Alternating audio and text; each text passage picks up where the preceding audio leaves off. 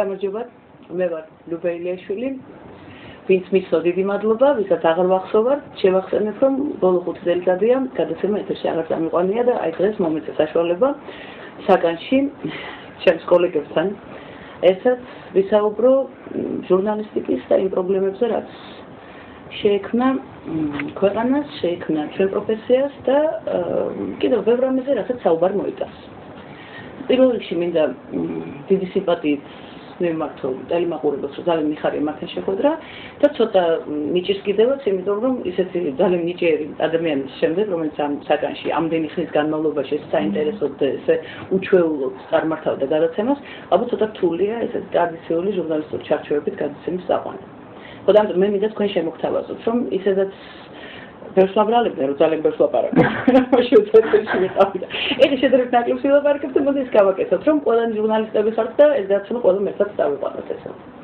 ჟურნალისტები არიან ქალბატონი ბაიაცანევა, ამ წუთას არის რადიო პალიტრას საინფორმაციო სამსახურის ხელმძღვანელი, გიორგი უძილაური, ისევ და ისევ ახალ თაობაში და იგივეა მარად და ბაკურ სვანიძე, რომელიც გახლავთ სტუდიის და გადაცემა ფარული კამერის ავტორი და ხელმძღვანელი. ხოლმე ეს რაც მაყურებელმა იცის ასე ფორმატი. კიდევ ბევრი რამეა, რაც მე ვიცი და ვუამბობ, მათ შორის შენს თქვათ პოლიტიკურ სატირაზეც გაზეთს ახალ ეპოქაში თავის დროზე, საიდანაც მე პირველად გაგიცანი და გნახა, ისე გიცნობ შორიდან ეთერში, მაგრამ აი აქ შენი ნაწერებით აქედან და მინდა ბევრ რამეზე ვისაუბროთ, მათ შორის პირველ რიგში იმაზე, აი რა არის დღეს ყველაზე მნიშვნელოვანი იმისთვის, რომ მედია სივრცე გაჯანსაღდეს და ჩვენ ისე ვიმუშაოთ, რომ აი ეს რაღაც დაკარგული ნდობა, რომელიც საზოგადოებისგან ნამდვილად აქვს დღეს ჟურნალისტიკას, ოცხვის შედარება არ არის იმასთან, რაც იყო თავის დროზე, ისევ აღდგეს და ისევ უყვარდეს ყველა ჟურნალისტი, ისევ ქონდეს ჟურნალისტის ობიექტურობის, სამართლიანობის და იმის იმედი, რომ იბრძოლებენ მათი უფლებების და დასაცავად და მათი პრობლემების წარმოსაჩენად, როგორც ეს იყო ადრე. ალბათ არის აუცილებელი ის, რომ ჟურნალისტებმა დაიბრუნონ ყველაზე მთავარი ობიექტურობა და ის რაც არის ყველაზე მნიშვნელოვანი აი რაღაც ესე ტრაფარეტულად გამომდის, მაგრამ სამწუხაროდ ესეა, რომ სიმართლე აუწყონ მსმენელს, მაყურებელს, მკითხველს. ისე მაგაზე არის ხოლმე პასუხი ესეთი, აი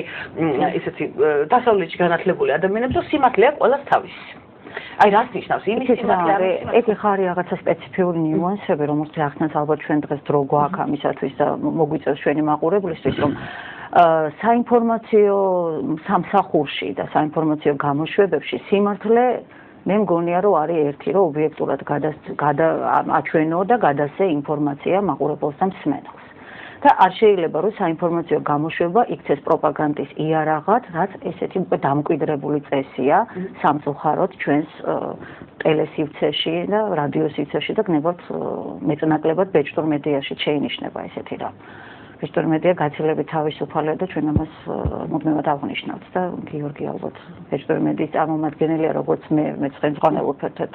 გაზეთს ყველა სიახლეს და დამეთანხმება ამაში. რაც შეეხება ტელემედიას, მოგეხსენებათ რა ვითარებაც არის, მოგეხსენებათ რა ვითარება არის მთელ რიგ ტელეკომპანიების საინფორმაციო გამოშვებებში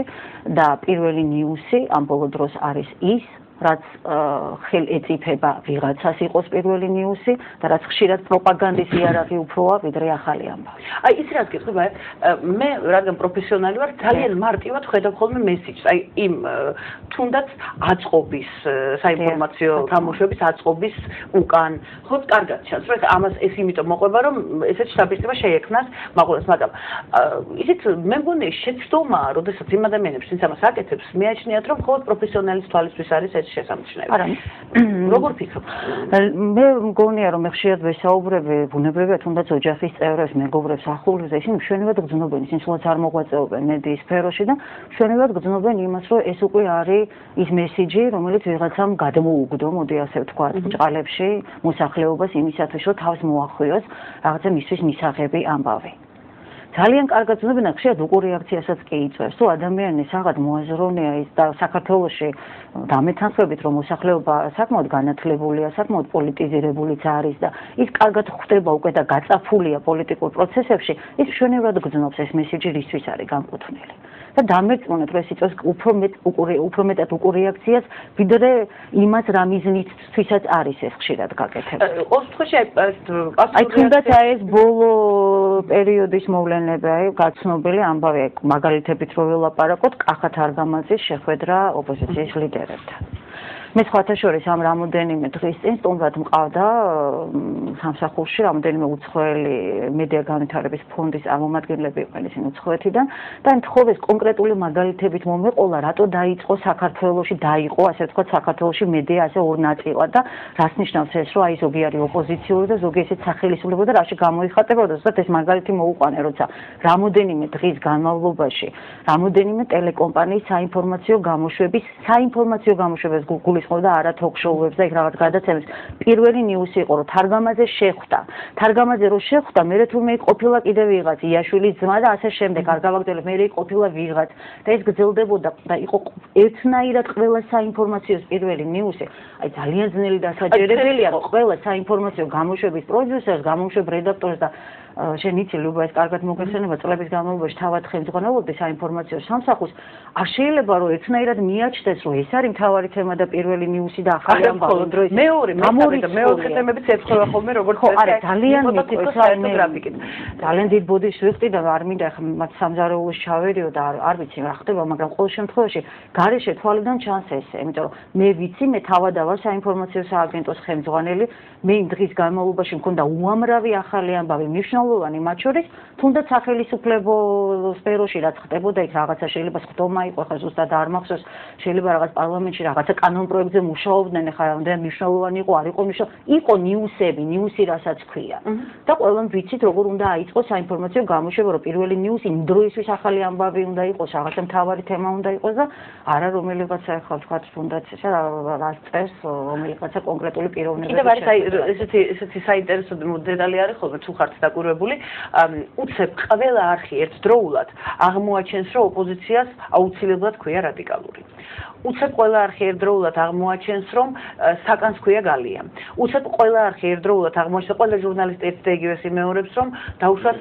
ბადრი პადარკაცოს ქვია არკადი მე ისე ბადრი ქვია ანუ აი რაღაცნაირად ხდება ხოლმე ეს ამბავი და რანაირად შეიძლება იმის დაჯერება რომ ეს არის შემთხვევით და ეს არის ალბათ არ არის შემთხვევით მე ესეთი შეთანხმებები რაღაცა ესეთ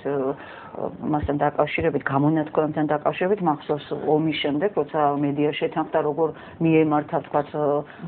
ეგრეთ წოდებული თქვათ აფხაზეთის სეპარატისტული ხელისუფლებისთვის და ასე შემდეგ და რა როგორ უნდა რა ტერმინი უნდა გვეხმარა თქვათ როცა მოიხსენიებდით თვითმარქვია ხელისუფლებას და დანარჩენი სხვა შეთანხმებაში მე ასე არ მიმიღია მონაწილეობა და მე ვთვლი რომ ნებისმიერმა ჟურნალისტმა ისე უნდა შეაფასოს მოვლენები და ისე უნდა გადასცეს ინფორმაცია როგორც ხედავს ის კონკრეტულ ამბავს აი მას გიორგის სამირა გადავიდა შეკითხვის და მინდა გულს აი გუშინ დაფუძნდა გადაარჩინა საქართველოს ეს მოძრაობა და პირველ რიგში უცებ გავიგონე რომ კახათ არგამაძის პარტია დაფუძნდა ანუ უკვე გამზადებული მესიჯი ხო დაიცავი საქართველოს და უცებ დაიცავი საქართველოს პასუხად იყო რომ აი ეს არის კახათ არგამაძე პირდაპირ ამას არ დაჭირდა არც თქვა დოკუმენტის დადება არც აი ერთი შეხვედრის თემაზე და ის შეხვედრაც რატომ იყო ასეთი მნიშვნელოვანი ამას კიდევ ვისაუბრებთ მაშინვე პირდაპირ ხაზგასმით ეს იყო რომ აი ესეთი პარტია როგორ ფიქრობ ეს ჟურნალისტის კერძო ინიციატივა არის ხოლმე თუ მაინც არის ჩარევა სარედაქციო დამოუკიდებლობაში